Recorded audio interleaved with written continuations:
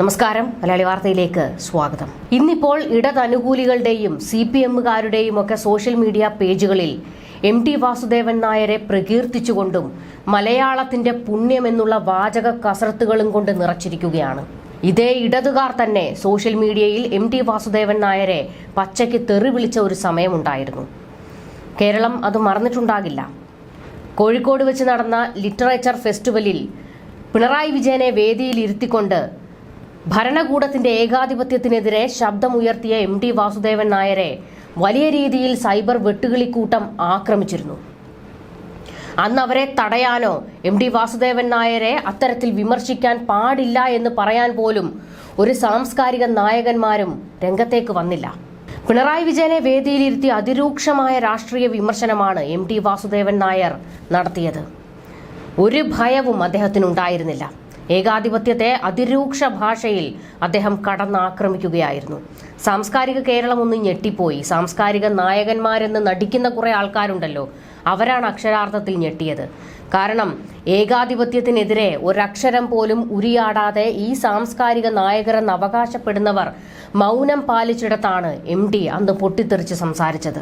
അധികാരമെന്നാൽ ആധിപത്യമോ സർവാധിപത്യമോ ആകാമെന്നും രാഷ്ട്രീയ പ്രവർത്തനം അധികാരത്തിലെത്താനുള്ള അംഗീകൃത മാർഗമായി മാറിയെന്നും MT തുറന്നടിച്ചു.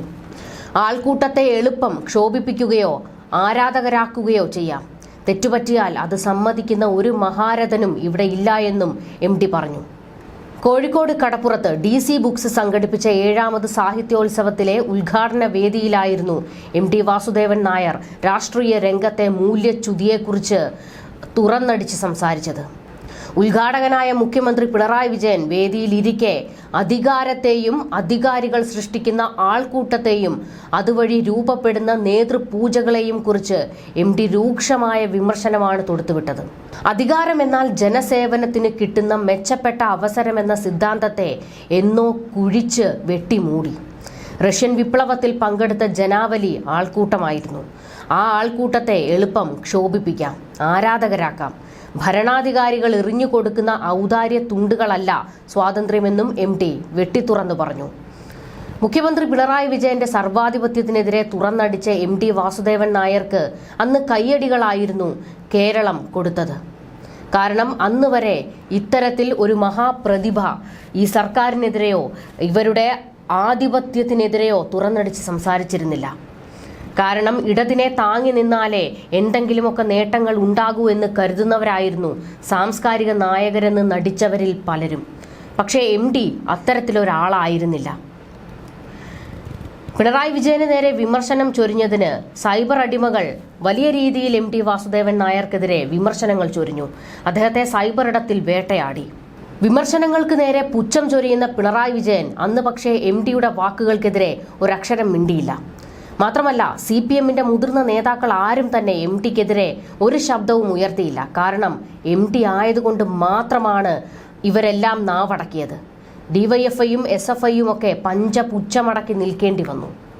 MTക്കെതിരെ പ്രസ്താവന നൽകാൻ പാർട്ടി നിർദ്ദേശം നൽകിയിട്ടും ഇടതു ഭുജിയായ ഷാജി N കരുൺ പോലും അതിന് തയ്യാറായില്ല.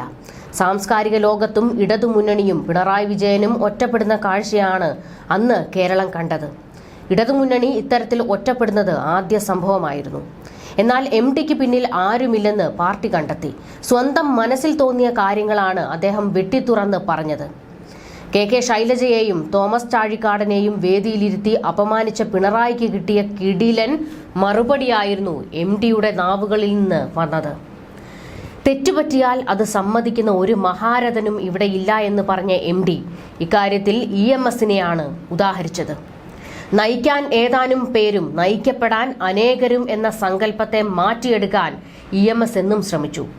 നേതൃത്വ പൂജകളിലൊന്നും അദ്ദേഹത്തെ കാണാഞ്ഞതും അതുകൊണ്ട് തന്നെയാണെന്നും MT പറഞ്ഞു. MTയുടെ മുഖ്യ പ്രഭാഷണം കഴിഞ്ഞയുടൻ പിണറായി വേദി വിട്ട് ഇറങ്ങിപ്പോയി. പ്രശസ്ത സാഹിത്യകാരൻ K സച്ചിദാനന്ദൻ, പ്രശസ്ത നർത്തകി മല്ലിക സാരാഭായി, മന്ത്രി മുഹമ്മദ് റിയാസ് തുടങ്ങിയവരും അന്ന് വേദിയിലുണ്ടായിരുന്നു. സമൂഹത്തെക്കുറിച്ചും രാജ്യത്ത് രൂപപ്പെട്ടുകൊണ്ടിരിക്കുന്ന അമിതാധികാരത്തെക്കുറിച്ചും MT പറഞ്ഞ കാര്യങ്ങൾ വളരെ അഭിമാനത്തോടെയാണ് താൻ കേട്ടുകൊണ്ടിരുന്നതെന്ന് പുരോഗമന സാഹിത്യ കലാസംഘം ജനറൽ സെക്രട്ടറി അശോകൻ ചെരുവിൽ അന്ന് പറഞ്ഞു. ഇടതു ബുദ്ധിജീവിയായ അശോകൻ ചെരുവിൽ ഇത്തരത്തിൽ പ്രതികരിച്ചതും പിണറായിക്ക് വലിയ അടിയായി. പുതുപ്പള്ളി ഇലക്ഷന് ദിവസങ്ങൾ മാത്രം മുൻപ് ഇടതുമുന്നണി സർക്കാരിനെതിരെ സാഹിത്യ അക്കാദമി ചെയർമാൻ സച്ചിദാനന്ദൻ രംഗത്തെത്തിയതും വലിയ വാർത്തയായിരുന്നു. സച്ചിദാനന്ദന് പിന്നാലെ ഇടതു ബുദ്ധിജീവികൾ ഉൾപ്പെട്ട സാംസ്കാരിക പ്രവർത്തകർ പിണറായി സർക്കാരിനെതിരെ രംഗത്തു വന്നു. മൂന്നാം വട്ടവും കേരളത്തിൽ CPM അധികാരത്തിൽ വന്നാൽ പാർട്ടി നശിക്കുമെന്നാണ് കവിയും കേരള സാഹിത്യ അക്കാദമി പ്രസിഡന്റുമായ കെ സച്ചിദാനന്ദൻ അന്ന് പറഞ്ഞത്. സച്ചിദാനന്ദന് നേരെയും സൈബർ ആക്രമണമുണ്ടായി. തുടർച്ചയായി 2 തവണ അധികാരത്തിലേറുമ്പോൾ പാർട്ടിക്ക് ധാർഷ്ട്യമേറും. മൂന്നാം തവണയും അധികാരത്തിൽ വന്നാൽ അത് നാശത്തിലേക്ക് നയിക്കും. ബംഗാളിൽ അത് കണ്ടതാണെന്നും ദേശീയ മാധ്യമത്തിന് നൽകിയ അഭിമുഖത്തിൽ സച്ചിദാനന്ദൻ വെട്ടിത്തുറന്ന് പറഞ്ഞത്. ഈ വെട്ടിത്തുറന്ന് പറച്ചിലുകൾക്ക് വഴി വെട്ടിയിട്ടത് MT ആയിരുന്നു എന്നുള്ളതാണ് എടുത്തു പറയേണ്ട വസ്തുത. പാർട്ടിയെ നാശത്തിൽ നിന്ന് തടയാനായി മൂന്നാം തവണയും അധികാരത്തിൽ വരാതിരിക്കാൻ സഖാക്കൾ പ്രാർത്ഥിക്കണമെന്ന് സച്ചിദാനന്ദൻ ആവശ്യപ്പെട്ടു. UAPA ചുമത്തൽ, മാവോയിസ്റ്റ് വേട്ട ഉൾപ്പെടെയുള്ള ഇടത് സർക്കാരിന്റെ പോലീസ് നയത്തോട് വിയോജിപ്പുണ്ട്. ഗുരുവാസുവിനെതിരായ നിലപാട് ഒരു കമ്മ്യൂണിസ്റ്റ് സർക്കാർ സ്വീകരിക്കാൻ പാടില്ലാത്തതാണ്. പോലീസിലെ RSS വിഭാഗക്കാരാണ് ഇതിന് പിന്നിലെന്നാണ് പാർട്ടിയുടെ വാദം. അതെന്തു തന്നെയായാലും അംഗീകരിക്കാനാവില്ല എന്നും സച്ചിദാനന്ദൻ വ്യക്തമാക്കി. പോലീസുകാർക്കിടയിൽ RSSകാരുണ്ടെന്ന ആരോപണം അതീവ ഗുരുതരമാണ്. ഇത്തരത്തിൽ വലിയ രീതിയിൽ അതുവരെ മിണ്ടാതിരുന്ന പലരും പിണറായി സർക്കാരിനെതിരെ വിമർശനങ്ങൾ ചൊരിഞ്ഞു തുടങ്ങി. ഇതെല്ലാം സൈബർ സഖാക്കളെ വിറളി പിടിപ്പിക്കുന്നതായിരുന്നു. അതുകൊണ്ട് തന്നെയാണ് MT വാസുദേവൻ നായർക്കെതിരെയും സച്ചിദാനന്ദനെതിരെയും ഒക്കെ വലിയ രീതിയിൽ സൈബർ ആക്രമണം ഉണ്ടായത്. എന്നാൽ അതിനെ തടയാൻ ഈ CPMകാർ ആരും തയ്യാറായില്ല. മുതിർന്ന നേതാക്കൾ ആരും അവരെ തടഞ്ഞു നിർത്തിയതുമില്ല. എന്നിട്ടാണ് ഇന്നിപ്പോൾ MT വാസുദേവൻ നായരെ കുറിച്ചുള്ള വലിയ കഥകളുമായി ഇവർ രംഗത്തേക്ക് വരുന്നത്. ന്യൂസ് ഡെസ്ക് മലയാളി വാർത്ത.